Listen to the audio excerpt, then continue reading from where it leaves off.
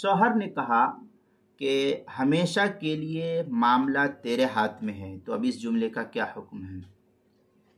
چنانچہ اگر شوہر نے بیوی سے کہا کہ زندگی بھر کے لیے تیرا معاملہ تیرے ہاتھ میں ہے، تو اگر بیوی ساری زندگی میں کبھی بھی طلاق کو اختیار کر لے گی تو اس پر طلاق پڑ جائے گی، لیکن اگر اس نے ایک مرتبہ بھی اس اختیار کو رد کر دیا تو اس کا اختیار ختم ہو جائے گا، بیوی کے ہاتھ سے اختیار ختم ہو جائے گا۔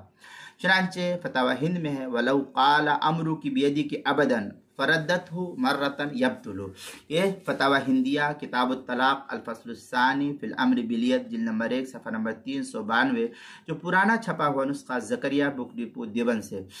آگے البحر الرائق میں ہے فی امرک بیدک الیوم وبعد غد وان ردت الامر فی یومها بطلت امر۔ اس طریقے کی عبارت جو البحر الرائق کتاب الطلاق جو زکریا بک ڈپو دیوبند کا ہندی نسخہ، اس کی تیسری جلد صفحہ 556، کتاب المسائل 5ویں جلد صفحہ 242 پر بھی اس کو نقل کیا گیا ہے، وہاں دیکھ سکتے ہیں۔